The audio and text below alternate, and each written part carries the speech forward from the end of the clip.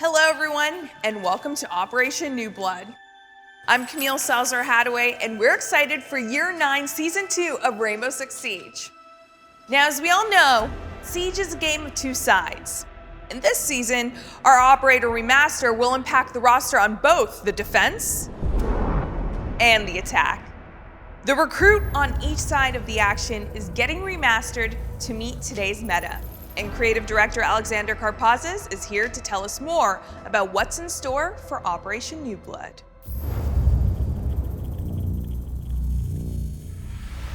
On behalf of the entire Siege team, we're proud to show to you Operation New Blood.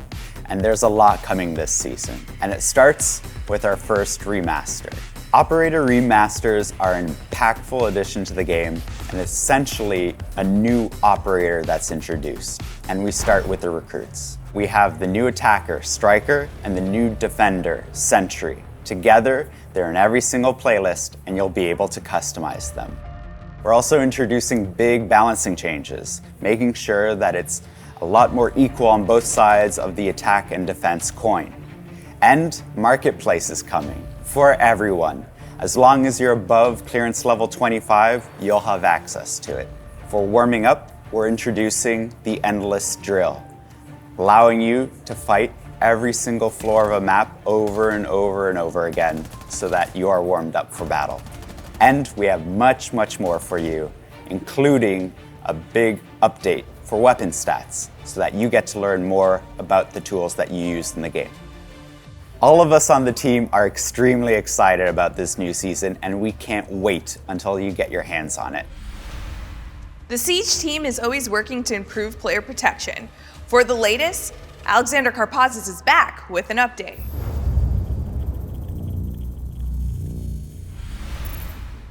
In a mid-season roadmap update, we communicated about a delay for the reputation system coming out of beta. For us, it's really important to make sure that we get this right and that we listen to the feedback. And we received a lot of feedback that there's still work to be done. We're working on the quality of the system and making sure that we can verify all of the reports that are made using it. At the end, we want a system that you can trust and that can actually tackle the toxicity in the game in a way that you feel confident in. That means delaying the reputation system to later in the year. Right now, the beta means that we can collect feedback and you can give feedback. It's so that you can understand what the reputation system's about, and for those players that have a reputation score that is low, how to get it higher. We talked a lot about anti-cheat at the 6 invitationals, but we need to show results for it as well. And I'm super happy to say that the team has been doing incredible work. We've made a 7 times improvement to the number of data points we use to make bans. This also means that we've increased our ban rate by 60% in the last season, and we've seen a huge reduction in cheaters and especially rage cheats. Plus, we've created new detections for DDoS, improving DDoS detection. It's also important to point out that new data bans using machine learning is already given us great results. It's led to less time manually making bans, and it's made a much wider net for us to cast trying to find those cheaters. It's helping a lot. We're working with Steam VAC bans so that it's harder for cheaters to make multiple accounts or for people who want to smurf. This means a better overall experience for PC players and a reduction in cheaters having access to new accounts. In the Year 9 reveal back in February, we promised to address the influence of our defensive powerhouses. This season, Solus will receive her first update, but she's not the only one. We're also taking on Fenrir and adjusting his threat level accordingly. Game director Joshua Mills has more.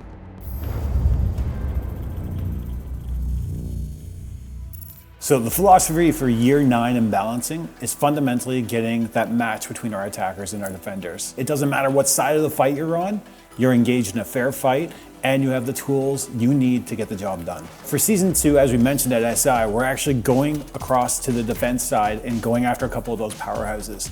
So this means Fenrir and Solus will be receiving updates. So Solus, the fact that she can take down all the drones in the prep phase is a huge problem. So we're addressing that. We're making sure that her Spec IO glasses no longer work during the prep phase. This allows our players on attack to be able to get their drones in position, suss out what the defense is doing, and make those necessary changes using attacker repick, for example. When the prep phase closes, Solus' gadget will be available and she can start hunting drones. But she can only detect drones that are actively being used. So you can have your drones go into a standby state and hide. So you'll have more opportunity to keep your drones alive, hiding them from Solus, sussing out where she is, and then making plays around the fact that you know that gadget's online now, and you can hide yourself away by making sure you get off your drone before Solus finds you. It's not the only change coming. The capacity of the Spec IO glasses will be reduced as well, from 20 seconds down to 10 seconds, which means Solus only has 10 seconds to use that device. Additionally, in order to activate the device, it must be at 100% charge. So if you've used the device at all and try to reactivate it, you will not be able to until it fully charges again. Additionally, we're reducing the detection range, so Solus actually has to put herself at a little bit more risk in order to get that intel. We'll be removing impact grenades from her loadout and giving her proximity alarms as a replacement. This is part one of a two-part update, and the reason we're doing that is one, for speed. We want to make sure that we get this stuff in your hands faster and that we release some of the pressure that some of these operators are causing. Now, we saw this work with Grim, where we did a part one and part two update, and that's exactly the same philosophy we're using for Solus here. Another operator update coming is for Fenrir. We'll be actually reducing how many mines he has from 5 to 4, and from 3 codes down to 2. He'll have to be much more selective about how he's using his gadget. Additionally, if a mine is disabled or destroyed, the code will be refunded due to this reduction. Additionally, those FNATs will no longer be bulletproof, which means Fenrir has to be very careful about where he places them because they are always going to be vulnerable. We're looking at his secondaries as well. Combining an FNAT with barbed wire can be very powerful. So we're actually removing the barbed wire and giving him observation blockers to help obscure where those FNATs are. We want to make sure that he is still scary, and you do need to pay attention to his gadgets. But at the same time, we want to bring him in line with the mythology that we have for the game, where gadgets should not be spammy. Right now, he has a lot of them, so we're tackling that. FNAT line going out. The Marketplace beta has seen a lot of engagement and has helped us refine the feature to get it ready for release this season. To give you more details, please welcome Associate Monetization Director Joey Adet-Pepin. On January 30th, the Rainbow Six Siege Marketplace has launched in beta phase, and we were beyond excited to see and feel the enthusiasm and engagement from the community. And now, we're extremely happy to announce that early in Season 2, all the players with a level 25 clearance and above will automatically get access to the marketplace without any registration needed whatsoever. As a reminder, the Rainbow Six Siege Marketplace is a web platform also optimized for mobile, where you, the players, can trade anonymously and safely your cosmetic item with the community for R6 credit. The beta phase has allowed us to gather feedback from the players, and now we're very confident with the full release of the marketplace. Also, coming early in Season 2, we are bringing new life improvement feature to the Siege Marketplace, such as item recommendations, item price history and graphs, and other UX and UI improvements. I want to thank you all for making the Rainbow Six Siege Marketplace a reality, and we'll continue to work hard to improve the feature so you get the best experience possible. Operation New Blood is bringing back a popular game mode for a limited run and adding a map filter option in the standard playlist, which live content director Christopher Budgeon can tell you all about.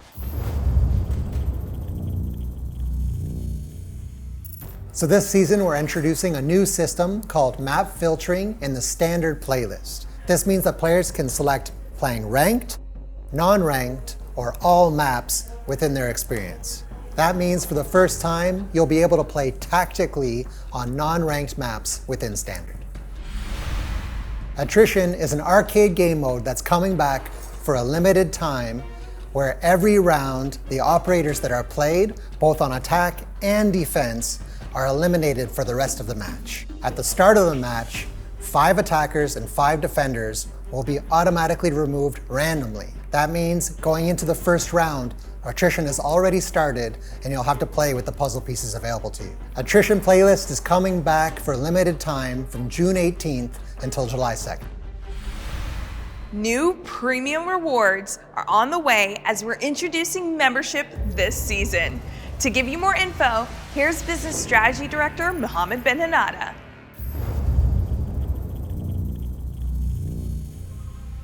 We're glad to announce that we'll be bringing membership on Siege. Membership is a new and the best way to get some of the game's new and exciting content, as well as exclusive customization that won't be available in the shop. So how does it work? Each month, as a member, you will have access to the Premium Battle Pass, along with its privileges. That comes in the form of the 10% shop discount and the 30% faster progression.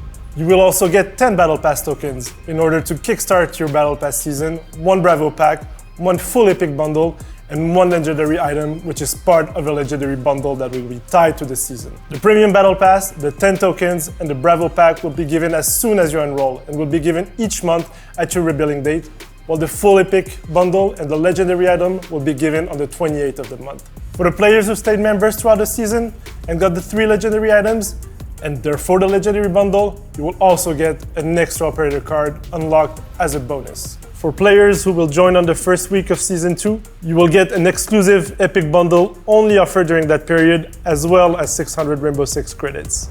We want to make membership evolve in order to make members feel like true VIPs on Siege. So as always, we'll be listening to your feedbacks to see how we can make membership better for the upcoming seasons. So stay tuned. Watching a Siege match could be a powerful way to learn about the game, connect with your community, or see some of the best players in the world compete. We're introducing an updated viewing experience that will help you see more, learn more, and make each match all more thrilling to watch. UX designer Lawrence Ematenge is here to tell you all about it.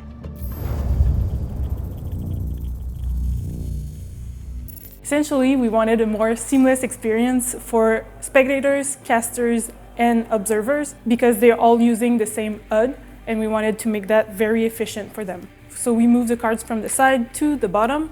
We went for a more contextual and dynamic approach with these cards. The cards give more information during the prep phase because that's when you really analyze the strategies of our game, and then we remove that information during the action phase to focus more on gameplay. So even if we remove information during the action phase, we give the opportunity to casters to re-add that information on a toggle, so you have the inventory of each player visible. So we allowed a space in the cards to show what a player has in hand at any given moment. So if a player is putting on a barricade, that space in the card shows exactly what that player is doing. And if a player is ready to throw a grenade, you will see it in the card as well. We also added some animations to that part so we can see when a player is low on ammunition, or if a player is shooting, or if a player is taking damage. We also added the player live location, which helps understanding what is happening and where exactly. So at season launch, the cards will be available in spectator mode. So this means they will also be visible in our esports ecosystem, and we're working really hard to make the cards available in match replay later this year. So we're super excited to hear more about your thoughts on these new cards so we can improve even more in the future. Now for a little surprise that wasn't on the roadmap. Operation New Blood is bringing some quality of life improvement to both Stadium Bravo and Stadium Alpha maps. Team World Lead Jeremy Dowsett joins us to walk us through these changes. For Stadium Alpha and Stadium Bravo, it's really quality of life changes. The community loved them as events, and they came out in the playlists, but there was a problem, and the problem was the bulletproof glass. We overused it, we put it everywhere, we were experimenting, and the thing we've done is we've removed bulletproof glass from the objective sites. This means for defenders, it's actually much more comfortable to defend because the attackers can't just park a drone outside the window and then just ping you and know where you are. So the problem with the two maps was you'd always have to defend an objective off-site because you're always going to get seen. Now, with the removal of bulletproof glass from those areas, it means as a defender, you can actually stay on site and actually defend. For Stadium Bravo, there's been changes to the 1F border and there's been changes to the coastline section. Again, these are just minor wall tweaks, doorway tweaks, nothing too serious, but we have linked a few areas with some extra doors. So showers are linked with the door, servers are now linked with the door, and we've added an extra hatch. Again, we've gone through and we've rebalanced the floors so they actually match to the objectives, so it's actually easier to attack and defend with the breakable floors. The team that worked upon these maps, Etienne, Alexandra, Jade, Dominic, the level design, they've done a really great job, and we're looking forward to these maps coming out into all of the playlists except for ranked, and we're looking forward to your feedback. This season is adding more playable operators, AI defenders, and map choices to the Versus AI and map training playlists. Plus, we've got a new drill coming for experienced players looking to sharpen their skills even further. To give you more details, Christopher Budgeon is back. For the Versus AI playlist, we're bringing 2 new maps, 2 new AI defenders, and 4 new playable attackers, including Deimos. Starting this season, you'll be able to warm up and train in the Versus AI playlist on both Coastline and Nighthaven. And the new AI defenders that you'll be able to train against are Vigil and Thunderbird. For playable operators, you'll now be able to choose between Ace, Hibana, Blackbeard, and Deimos. Additionally, we're introducing a new drill called the Endless Drill. This will allow players to train for 60 minutes uninterrupted as they navigate a map with dummies found in every room. This season, we're demonstrating our commitment to continuously update these training tools, both map training and Versus AI, and we'll continue to do so next season as well. The time has come for us to introduce the season's new blood. Our remastered recruits, Striker and Sentry, are joining Team Rainbow with a versatile set of gadgets. First up on attack, we have Striker. And on the defense, Sentry.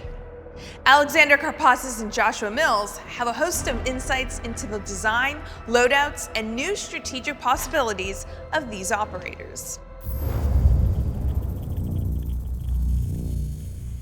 The visual design of our recruits comes from a wonderful collaboration with our friends on the Rainbow Six mobile team. We're using their models up-res for Siege to represent Striker, who wears the repelling harness, and Sentry, who wears the defender's helmet, to differentiate the two sides of the same coin.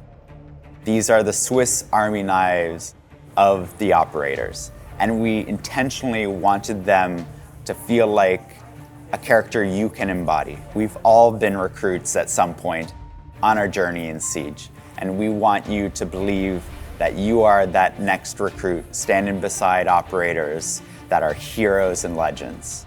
We've also made sure that these recruits are customizable, so now you can kit them out the way that you want to represent yourself as a recruit in Rainbow Six Siege. So Season 2 is a really exciting moment for us on the team because this is when we get to introduce our first remaster. This is fundamentally our way of being able to maintain the health of the game, to go back and reevaluate different pieces of content that have been released over time, specifically our operators. And what a better place to start than Recruit. Now, I'm gonna say something that's gonna probably break some hearts, but it's honestly true, and it's something I've seen through all the design documentation and stuff. But Recruit was never intended to be played. It was there as an option if you didn't have an operator. So they were really not meant to be used in every round. Well, we're changing that. That doesn't make any sense. Recruit needs to have their own moment to shine, and now they do. I gotta stop saying recruit because it's plural, it's recruits. We have Striker on attack, and we have Sentry on defense. Now, the unique thing about Striker and Sentry is they're not as specialized as our other operators. That doesn't mean they're not powerful. In fact, they will become your Swiss Army knife on attack or defense. Striker and Sentry's unique ability allows them to field 2 generic gadgets from their side of the fight. So for Striker, in her gadget kit, she can bring a stun grenade, a hard breach charge, frag grenade, impact EMP grenade, smoke grenade, claymore, and breach charge. And remember, that means Striker can take any combination of 2 of these gadgets. Now, when we're talking about Sentry, He can bring in his gadget kit, impact grenades, deployable shields, barbed wire, nitro cells, proximity alarms, observation blockers, and bulletproof cameras. And once again, just like Striker, Sentry can bring any combination of 2 of these gadgets. So for Striker, some of these combinations are more obvious than others. For example, hard breach charges and impact EMPs. That's a self-sufficient hard breacher right there. Another great combination for Striker is a Claymore and a breach charge, setting up your own flank watch while taking care of that vertical play. A big important thing about Striker and Sentry is you do not know what they're bringing on the field, which means your strategy can be built around what they have in their pockets. And that requires the other team to pay attention to what they are doing. So when we look at Striker and Sentry's weapon loadouts, it's important that we have versatility and customization really at the center here, because we want you to be able to craft Sentry or Striker to fit exactly what your lineup needs. When we look at Striker's weapons, we want to remain true to what Recruit was originally, which is some good all-around weapons for each one of them. But in Striker's case, that means the M4 and the M249. In secondary, the ITA 12S and the 5.7 USG. Now when we jump over into Sentry's weapon loadout, they're rocking some fan favorites as well.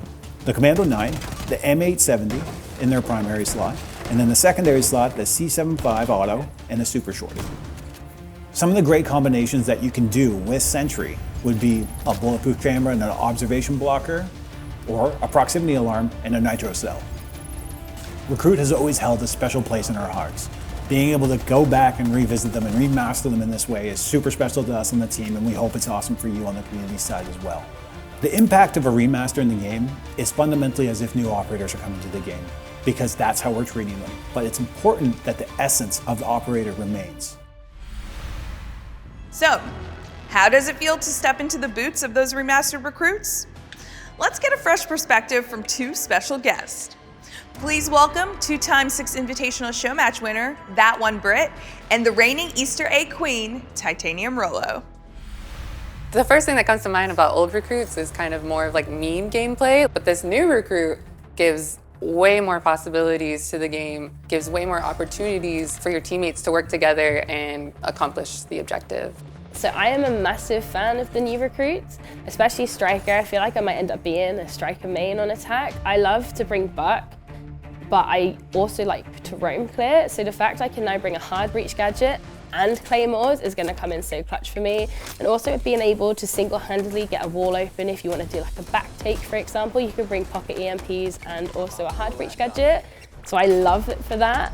And also so many people who are new to the game won't understand the unwritten rule of if people bring recruit, you have to too, or it's GN. And now it's going to save them from that because obviously only one person can bring it. So I'm quite happy about that. 100%. I actually love the defender side more because I am a big C4 player. The opportunity to bring a C4 and like a deployable or a BP to play off of makes the defending recruit operator just so great and versatile. If I was going to play more aggressive, like she said, I would bring claymores and flashes and just claymore my flanks and then just flash right in and hopefully get a 3K at least. I mean, I think you're ace. You aced us earlier, so You're too sweet. easy for you. I love that.